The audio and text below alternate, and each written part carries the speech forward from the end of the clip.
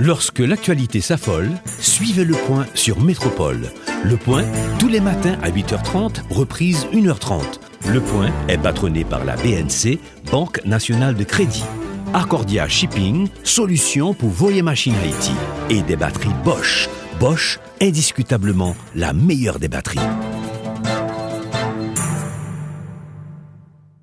Madame, Monsieur, bonjour. Bienvenue à la rubrique Le Point de Radio et Télémétropole. Merci de votre fidélité. Merci surtout de l'intérêt.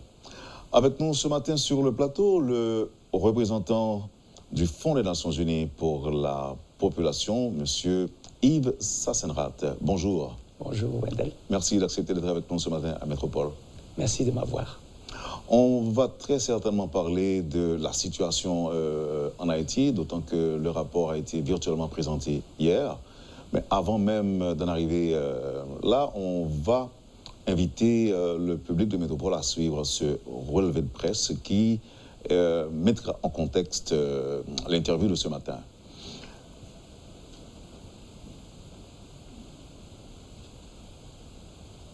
Mesdames, Messieurs, c'est le journal-là qui est entré la caillou. Aujourd'hui, on a consacré le journal-là pour forme actifi violence à tout pays dans la société. Mais titre cap domine l'actualité pour des dernières années, ça y est. Parmi les gens qui étaient arrivés échappés dans le massacre La Saline qui était fait dans le mois de novembre 2018, là, 11 femmes et jeunes filles subissent viol collectif et n'ont pas même recevoir soin ni aucun docteur selon ça Human Rights Watch rapporté. Vendredi 19 avril 2019, ils ont joint corps Naomi Alcius, un jeune comptable rue Duquet, tout près Banque République d'Haïti, quand il était plein de troubles. Mon suspect qui touille là, c'est ménageri policier Éphésien Louis-Jean. Mercredi 17 juillet 2019, dans la commune Croix-des-Bouquets, Enso Bolivati et Madame Li avec 3 balles dans la tête. Sonine Mathurin, maman 3 petites, Marie le poignardé, li dans Tigouave, tant que ça toujours fait, assassin en gain temps sauvé. Dans Gros Monde, Delisane Delivois, 49 l'année, maman 8 petites, néglité placée avec li à battre juste dans le touyel. Tate Tifi, une thèse virginité qui traumatisait Tifi avec femmes en Haïti, Organisation mondiale de la santé, OMS, avec l'autre agence Nations Unies a demandé pour interdire pratique ça parce qu'il n'y a pas aucune fiabilité. 123 femmes actives victimes de violences physiques, sexuelles et kidnapping dans le département Grand'Anse ont parti dans le sud-ouest pays d'Haïti. Selon ça, rapport initiative départementale contre traite et trafic monde, IDET, fait nous connaître. Violence physique, verbale et sexuelle sous forme active dans le plateau central, dans le centre pays d'Haïti, quelques autorités locales acceptent de recevoir l'argent pour ne pas poursuivre les gens qui sont responsables de viol sous forme active. Organisation Droit Monde, collectif Défenseur Plus, déplorer situation ça. Jeune joueuse football mineyo qui semblait victime viol de président Fédération Football Haïtien Yves Jean Barre après recevoir menace la mort selon un nouveau article dans le journal britannique The Guardian. Evelyne Sincère, une jeune femme qui a 22 ans, bandit kidnappé, torturé, assassiné et puis abandonné sur un pile fatra. Merci de ce qu'on a suivi le journal ça c'est quelques titres pour 2 dernières années qui sont passées là.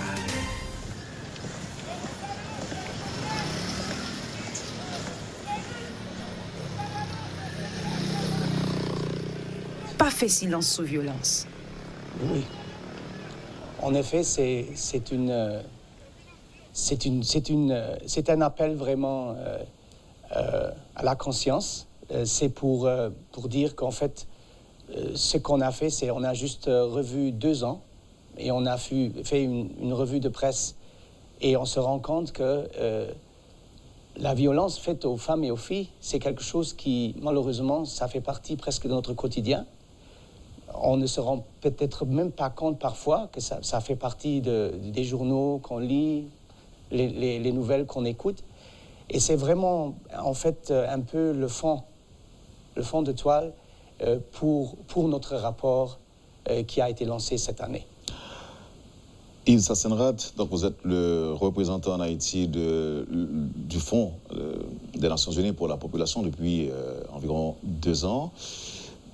Comment pourriez-vous présenter un peu de mots l'organisation aux auditeurs, auditrices, internautes, téléspectateurs et téléspectatrices qui n'ont pas grande idée de cette organisation?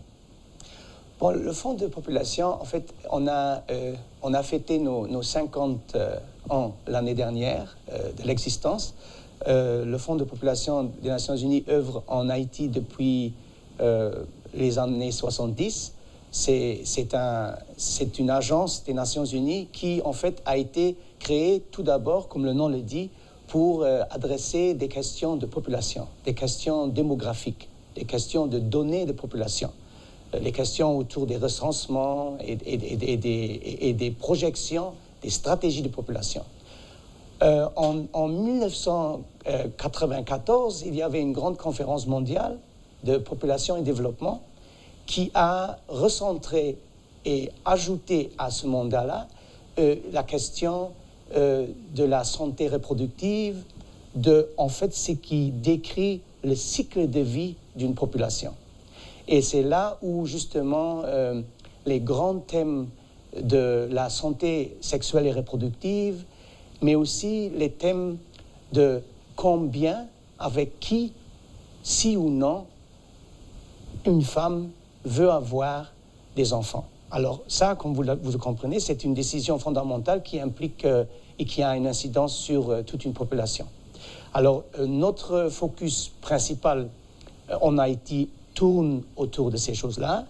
Le domaine des données, le domaine du recensement, les stratégies de population, mais aussi tout ce qui est la santé de la femme et au centre de cela, sa santé reproductive et avant tout la santé maternelle, les décès maternels et les thèmes de la jeunesse. Parce qu'en fait, nous, on dit qu'on veut un monde dans lequel chaque grossesse est désirée, chaque accouchement se passe en sécurité et que chaque jeune personne, chaque jeune puisse développer son plein potentiel. Vous êtes ici à Métropole dans le cadre du lancement national du rapport sur la population mondiale, rapport 2020. En attendant d'en venir au rapport, qu'est-ce qui était donc prévu dans le cadre de ce lancement? Oui, effectivement, Wendell, le rapport a été lancé hier. Il faut dire que c'est un rapport que le Fonds de population des Nations Unies lance annuellement. C'est un rapport sur l'état de la population globale. Et chaque année, ce rapport a des thèmes. Cette année, le thème du rapport, comme vous l'avez vu, on l'a vu ensemble dans l'introduction, touche sur le thème « contre ma volonté ». Et en fait, c'est contre la volonté, ça veut dire contre la volonté des pratiques dites néfastes contre les femmes et les filles dans le monde. Alors hier, on a lancé ce rapport effectivement. On l'a fait dans toutes les conditions aussi pour respecter la situation de la pandémie. Alors on a réuni quelques partenaires très stratégiques. Il y avait Maître Ghislaine Monpremier, la ministre de la Condition féminine.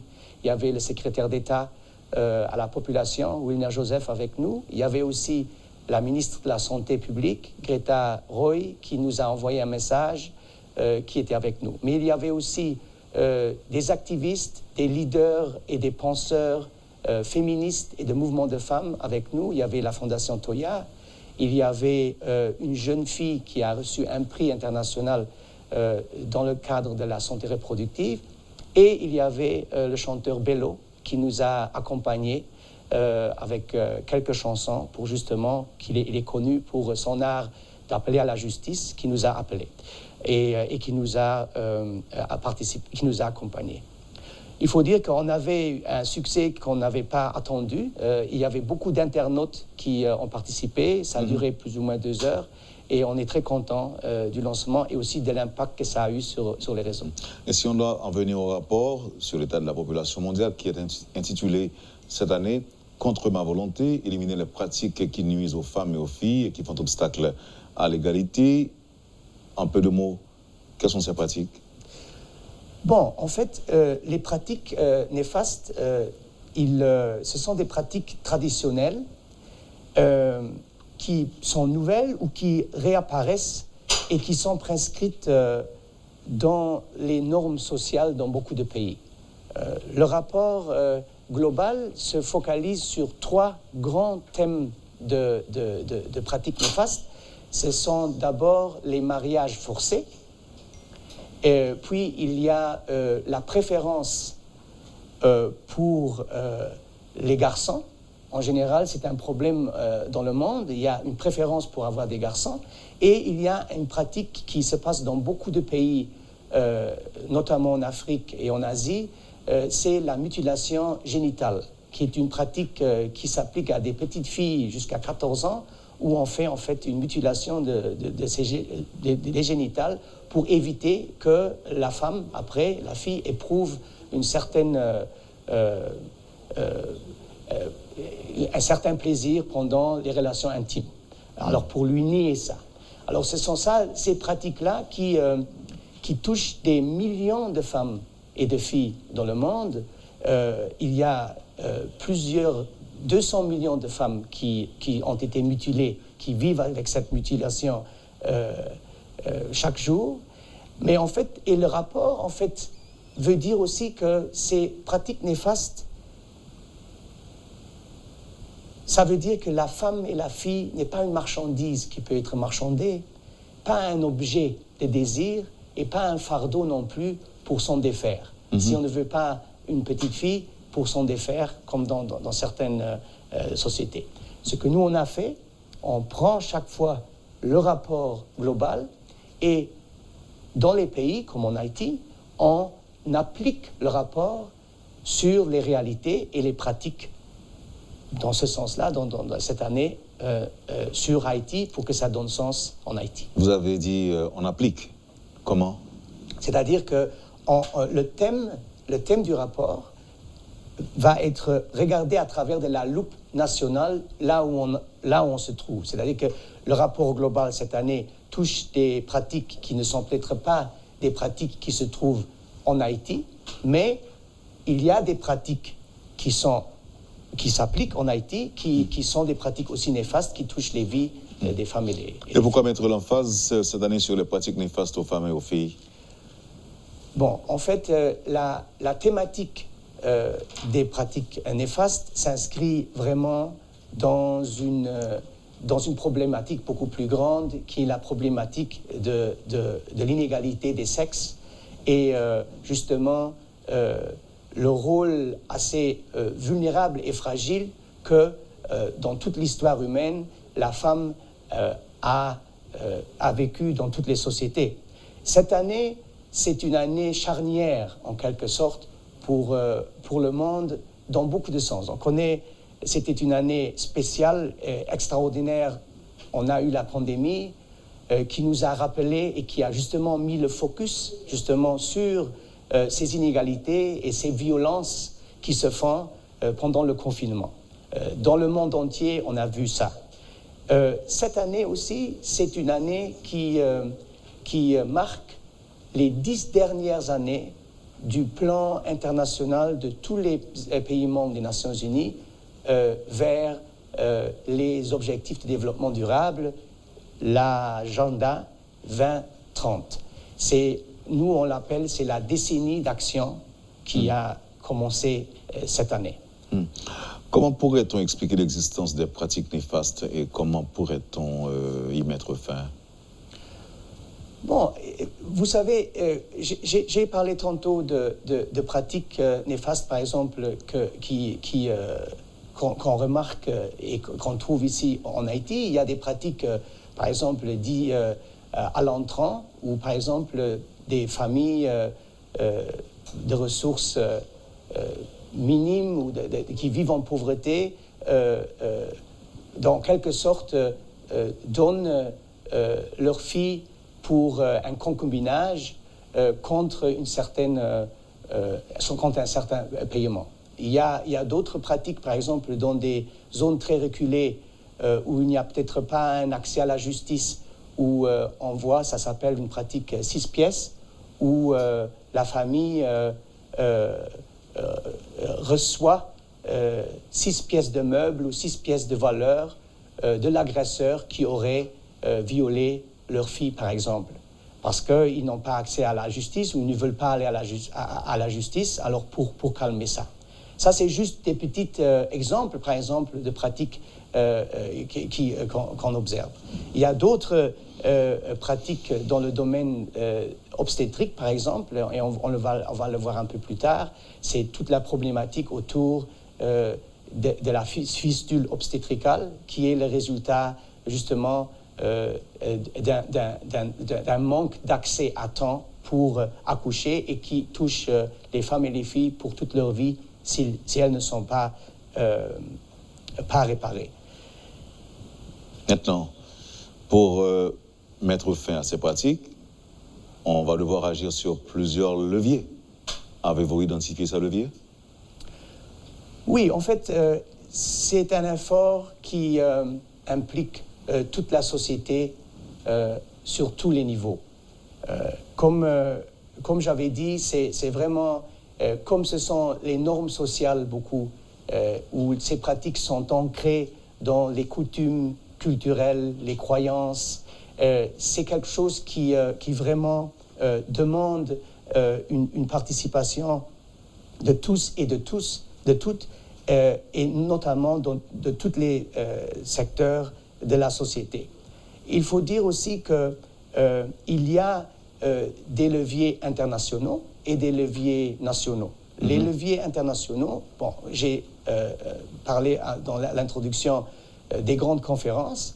L'année dernière, il y avait la grande conférence de population et développement où tous les pays membres des Nations Unies, aussi Haïti, ont participé, qui ont déclaré tous ensemble justement de mettre à zéro les pratiques néfastes. Cette année 2020, c'est l'année du 25e anniversaire de la conférence internationale des égalités des sexes qui s'est déroulée il y a 25 ans à Beijing, en Chine. C'est une grande conférence aussi où justement tous les pays du monde ont renouvelé justement leur lutte et manifestement pour la lutte contre l'inégalité des sexes et pour justement garantir un monde et des sociétés équilibrées et égalitaires. On ne peut pas laisser de côté un sexe ou considérer qu'un sexe est moindre ou plus faible et on peut l'objectiviser juste parce que c'est un sexe différent. Maintenant, au niveau national, il y a des leviers très importants. Justement, il y a le cadre légal. Et, le pays, Haïti, a une stratégie nationale qui va jusqu'à 2034, une politique nationale des égalités des sexes entre hommes et femmes. C'est une politique nationale qui est justement menée par le ministère de la Condition féminine. Mais aussi, il y a une politique, une stratégie nationale de santé maternelle et de santé reproductive et sexuelle qui est menée par le ministère de la Population publique et de la population. Et ça, ce sont justement des leviers absolument importants. N'oublions pas le levier de la société civile. N'oublions pas le levier justement de ce mouvement qui particulièrement en Haïti est extrêmement riche.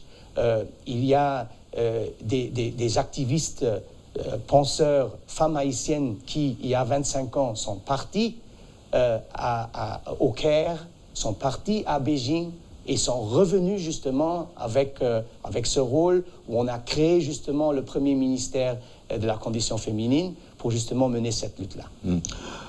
Avant d'observer la pause, une dernière question. Est-ce que, à votre avis, est-ce que les conditions sont réunies? C'est-à-dire, est-ce que les partenaires et acteurs concernés sont suffisamment sensibilisés sur cette question liée aux pratiques néfastes, de telle sorte à prendre le taureau par les cornes afin de mettre un terme à ce fléau?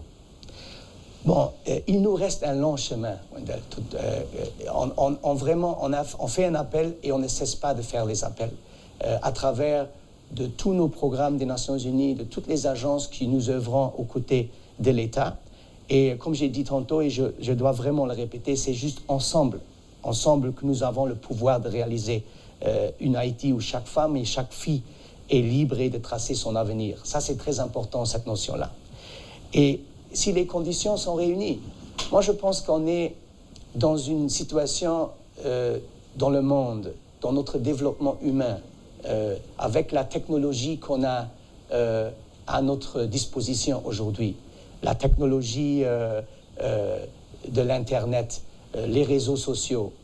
mais aussi cette jeunesse-là mondiale qui, justement, qu'on doit absolument viser. Parce que les pratiques néfastes, ce sont des pratiques qui se font, beaucoup de fois, elles sont acceptées comme une normalité. Parce que ça fait partie de la coutume, parce que la famille, les ancêtres l'ont fait comme ça, c'était toujours comme ça. Et pour briser ce cycle vicieux, il faut justement travailler justement avec les générations futures,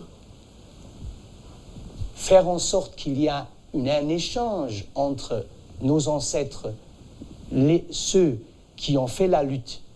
Mais pour passer justement ce flambeau-là à cette jeunesse, et en Haïti, on a 60% de la population à moins de 30 ans, c'est là où on doit commencer. C'est ce levier-là, c'est les frères, c'est les cousins, c'est les papas.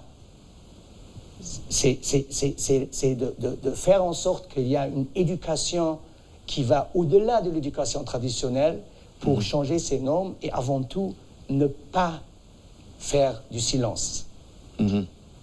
Merci infiniment. Monsieur Sassenrat, Yves Sassenrat, représentant en Haïti du Fonds des Nations Unies pour la population. On va observer la pause. Poursuivez, madame, monsieur, la rubrique Le Point de Métropole. Le représentant du Fonds des Nations Unies pour la population est notre invité ce matin. On observe la pause et à tout de suite. Le Point est patronné par la BNC, Banque nationale de crédit. Accordia Shipping, solution pour voyer machine Haïti. Et des batteries Bosch. Bosch, indiscutablement la meilleure des batteries.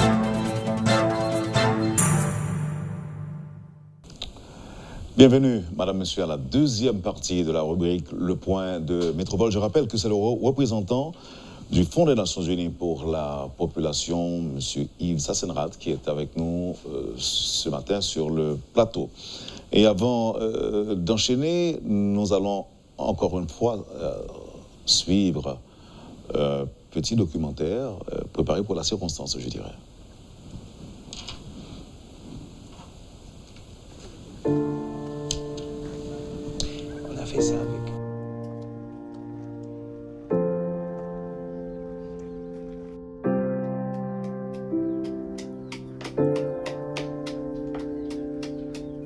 Moi, c'est Axine Zelda. Moi, je suis Saint-Michel. C'est nous qui avons rencontré un messier. Et puis, je suis enceinte. Je suis à l'hôpital Saint-Michel. Le moment où je descends dehors, et le moment où je reviens dehors à tout, ça va faire 2 jours, tranché pram. Je ne vais pas retourner avec l'hôpital Saint-Michel là. Je vais me rester trop en dehors avec tranché. Je mets n'importe 5 femmes chaille sous moi. Quand je viens, un bon tranché lié. Malgré que je vais sous l'aime. Je vois l'hôpital Saint-Michel, je vais au bon ciseau, si mon bac a fait. Je vois un pion. Et je vais pion à minuit. Son machine était fouettée. Je vais pion, pas de docteur. Si mon gars travaille à l'hôpital pion, c'est que couru à l'île. Na, il faut une femme césarienne na. Ba konae. Benem soukaban. Ba konae. Pendant 22 jours d'opération et puis moi je venu. Moi me coucher mais moi me perdre tim mais moi pas battre les problèmes va connaître ça bien.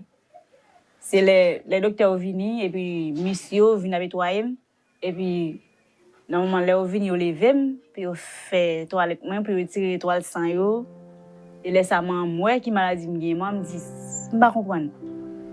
Ça passe là. Je dis maman Joël là. Moi me dit mais quelle volonté bon Dieu fait.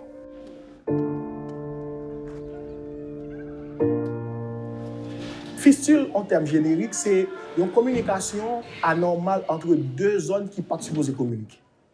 Que une femme qui a une tête qui descend dans le bassin, qui n'a jamais traversé les filières génitales là, pour que tout le monde soit sorti, pression que tête ça pour l'exercer, que ce soit sous paroi antérieure ou sous cloison intérieure, pour créer des communications qui ne sont pas supposées être place là, soit entre vessie et vagin, et ça nous parle les fistules vésico-vaginales là, ou sinon entre vagin et intestin qui c'est fistule recto-vaginale. Bon volume de qui toujours dans caché, qui très reculé, qui pas jamais gagner et accès à soins que n'a bail là.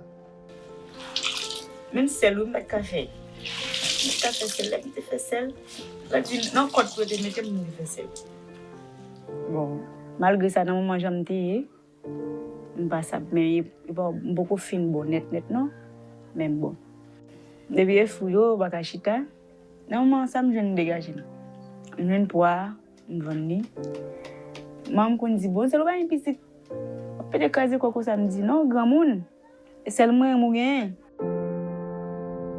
Nous devons nous arranger de manière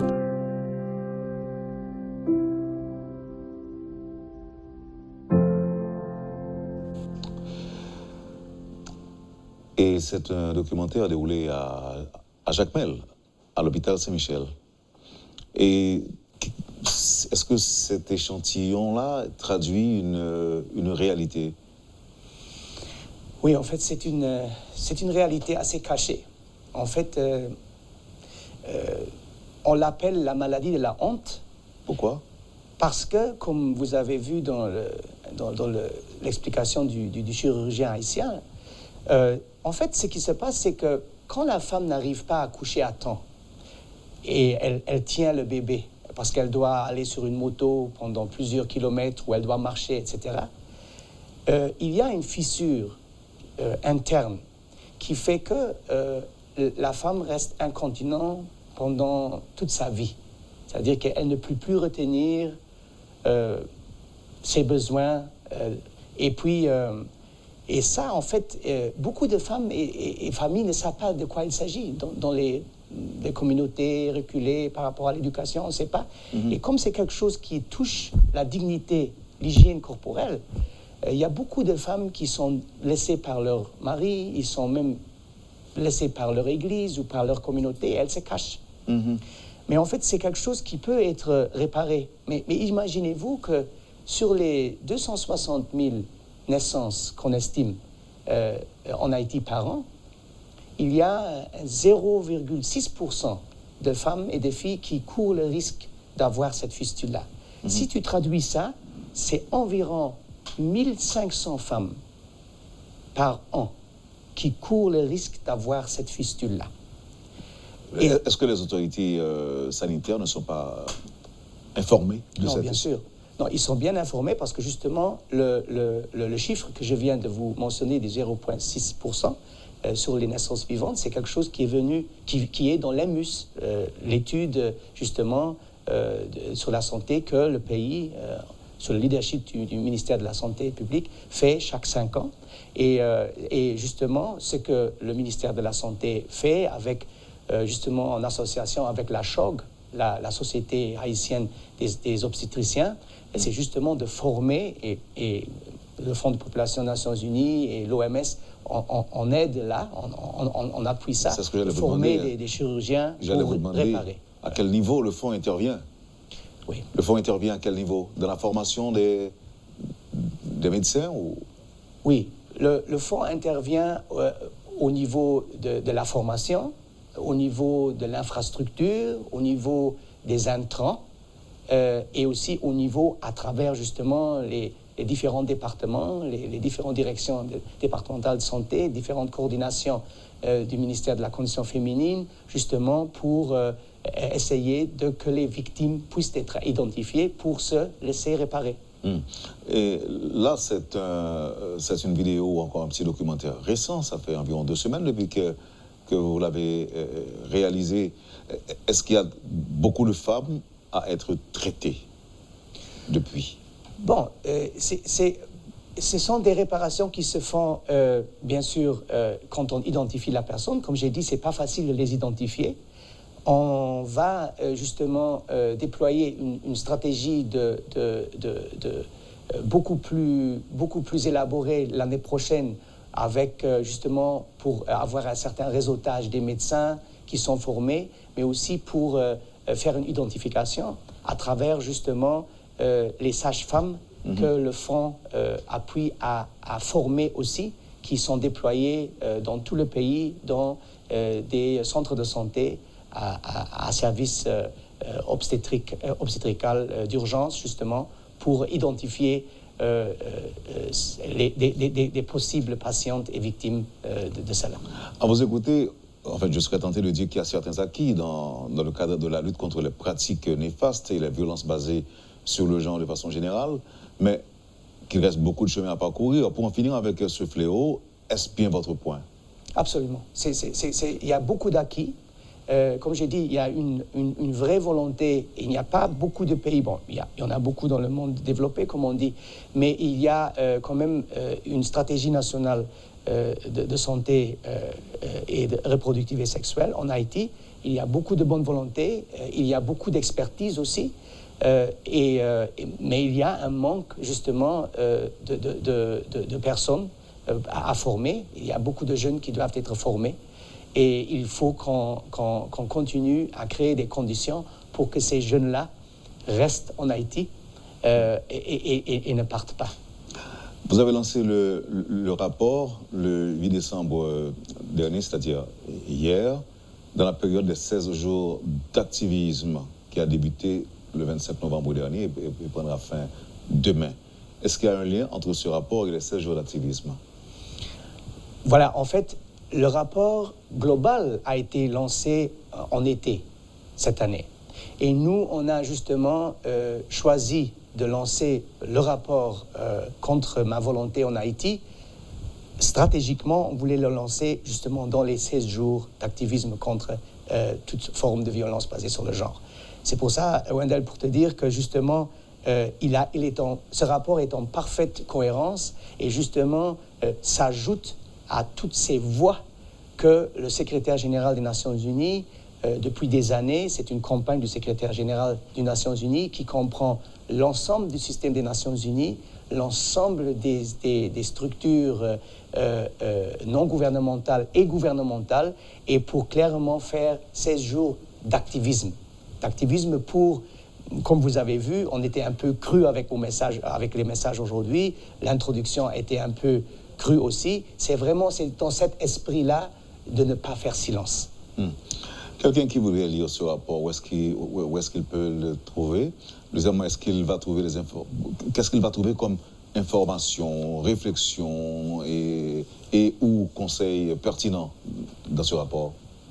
Bon, je profite de l'occasion pour dire, bon, on a effectivement, le rapport est sur notre page web. On a aussi produit un support, une brochure qui résume un peu les messages du rapport.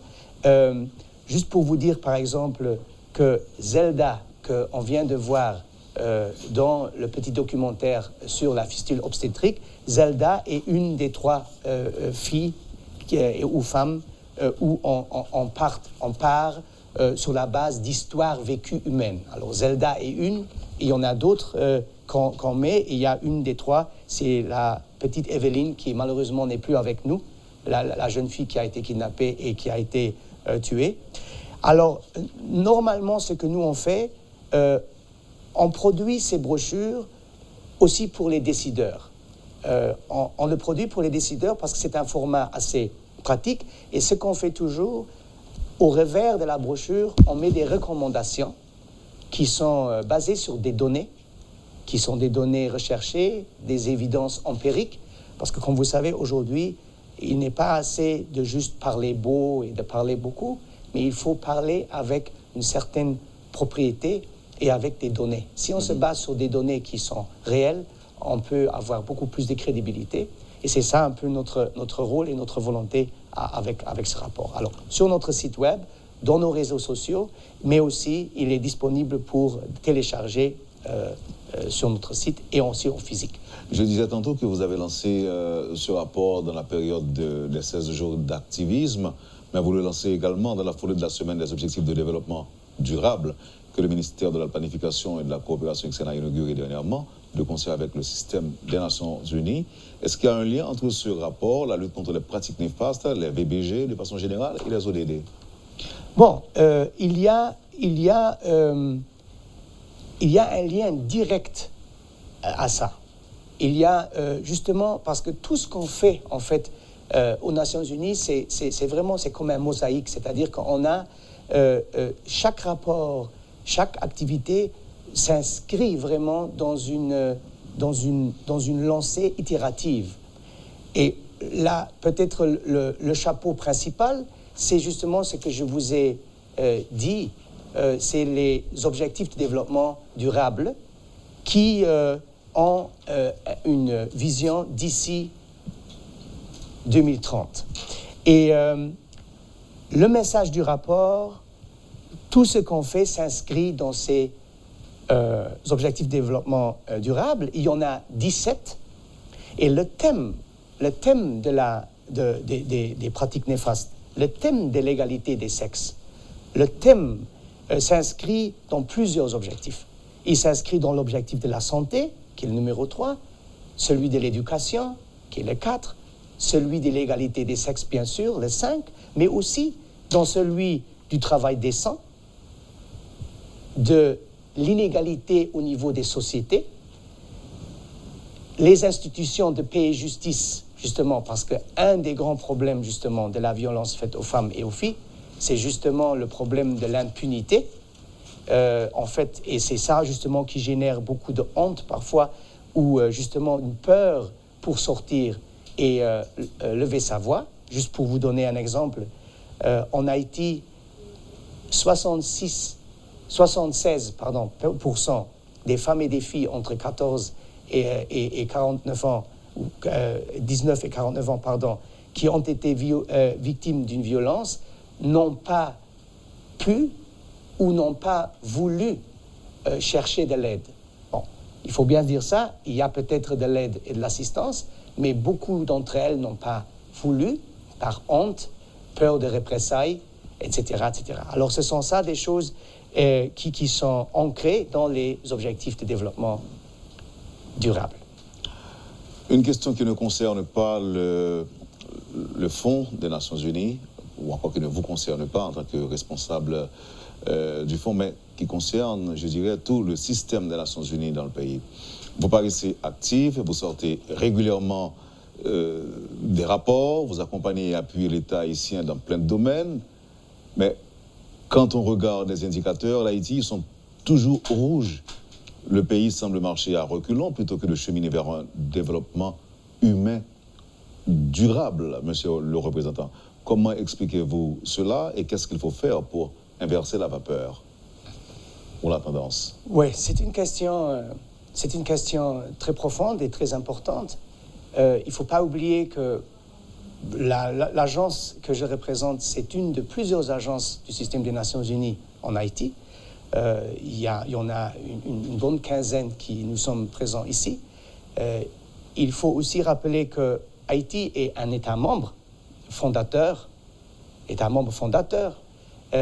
du système des Nations Unies.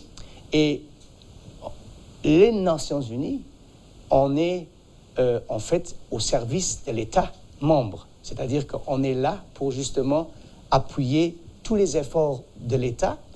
Et comme le système international est organisé avec des accords internationaux qui font justement l'adhérence à ce système multilatéral, le pays membre utilise les services et l'appui du système entier des Nations Unies pour avancer. Maintenant, que faire pour inverser la vapeur? C'est vrai qu'on a tendance à se pencher sur peut-être des données qui sont, comme vous dites, rouges, mais vous savez, le rouge se trouve partout dans le monde. Et je crois que si vous voyez, par exemple, ce que la pandémie nous a enseigné, heureusement, mais je ne sais pas si c'est juste une chance, un pays comme Haïti n'a pas été touché comme on le voit dans les nouvelles, comme les pays dits très développés sont touchés. Alors cette question est très complexe. Ce qui est rouge en Haïti est aussi rouge dans d'autres pays qui peut-être, du point de vue économique, sont beaucoup plus riches. Mais ce que je pense qu'il faut faire pour changer la vapeur, et je suis quelqu'un, je regarde d'abord dans mon propre miroir, qu'est-ce que je peux faire pour améliorer la situation. Je dirais qu'au niveau des Nations Unies, ce qu'on est en train de faire, c'est justement de nous coordonner beaucoup mieux et de justement de travailler mieux ensemble dans un cadre d'assistance avec le pays membre pour justement de manière plus concrète aussi pouvoir affronter des problématiques qui sont multidimensionnelles, qui sont aussi multisectorielles et vous savez, il y a une situation particulière en Haïti, que c'est que les défis entre dit développement et humanitaire, la démarcation n'est pas aussi nette. Elle est assez floue. Moi, personnellement, et avec moi, je peux juste parler pour moi, mais au niveau des Nations Unies, ce qu'il faut faire, et que ce qu'on est en train de se rendre compte, regardant aussi un peu le palmarès de ce que les Nations Unies ont pu faire aux côtés de l'État haïtien pendant les dernières années, il est clair qu'il faut changer la dynamique de manière de travailler. Il faut, comme on dit chez nous, un peu changer l'orthodoxie avec laquelle on travaille. Et là, il faut se rendre compte... Briser le paradigme. Voilà, c'est ça. Et là, je crois qu'une chose qu'il ne faut pas jamais oublier, c'est le rôle ancestral et le rôle historique qu'Haïti a joué et peut jouer dans le monde, justement, si on regarde son rôle dans toute la lutte contre la discrimination, le racisme, sa propre lutte depuis son indépendance. Et là, je pense que c'est important de saisir des opportunités historiques, comme vous l'avez vu. Vous l'avez vu cette année avec tous les mouvements au niveau global, pas juste aux États-Unis, quand on parle de Black Lives Matter, mais pas seulement ce mouvement-là. Partout dans le monde, on se rend compte que, d'un point de vue haïtien, il y a aussi beaucoup de bonnes choses et de choses constructives qui vont et peuvent sortir d'Haïti. Et c'est ça, je pense, le rôle des Nations Unies pour appuyer cette dynamique-là et pour renverser un peu ce paradigme. Vous avez quelques secondes pour un dernier mot, ou pour le dernier mot, mais qui aurait rapport, si vous le souhaitez, avec le lancement par l'organisation du rapport sur l'état de la population mondiale. Quelques secondes. Quelques secondes, alors je vais tester mon créole en vous disant, cher Wendell, merci, parce que wap mettez voix ou ensemble avec voix nous, pour dire, nous pas fait silence, violence pas fait sens. Merci en pile. Je suis content d'entendre créole ça, je suis content d'entendre lire, d'autant que vous avez 2 ans en Haïti, et c'est 3 ans mandat. 3 ans, oui. 3 ans. Ou espérer arrêter parce que Corona n'a pas fait un pile de dégâts en Haïti. Oui, c'est vrai. En fait, je vous ai compris, mais je vais vous répondre tout simplement en français. Si je pourrais, j'aimerais bien rester encore un peu, oui. Parce que le travail, il y en a beaucoup. Merci encore une fois. Vous avez suivi, madame, monsieur, la rubrique Le Point de Radio et Télémétropole. Merci infiniment de nous avoir accueillis chez vous. Je rappelle, notre invité ce matin, c'était Yves Sassenrath, représentant en Haïti du Fonds des Nations Unies pour la population. Vous nous avez accueillis chez vous. Je vous en remercie. Passez une excellente journée avec nous et à demain. Même si c'est l'eau, le café. Le café, c'est là qui te fait sel. Là, tu n'as pas de côté, mais tu me fais sel. Bon, malgré ça, dans le moment où j'aime te mais il va beaucoup fin, bon, net, non? Même bon. Depuis les fouilles, bakachita, dans le moment où ça me gêne dégager. Je viens pour me vendre. Maman me dit, bon, c'est le bain petit. Peut-être que ça me dit, non, grand monde.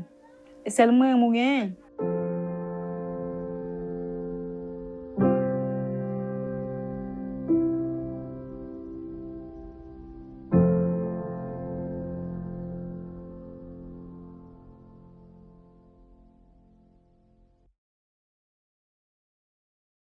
Lorsque l'actualité s'affole, suivez Le Point sur Métropole. Le Point, tous les matins à 8h30, reprise 1h30. Le Point est patronné par la BNC, Banque Nationale de Crédit. Accordia Shipping, solution pour vos machines Haïti. Et des batteries Bosch. Bosch, indiscutablement la meilleure des batteries.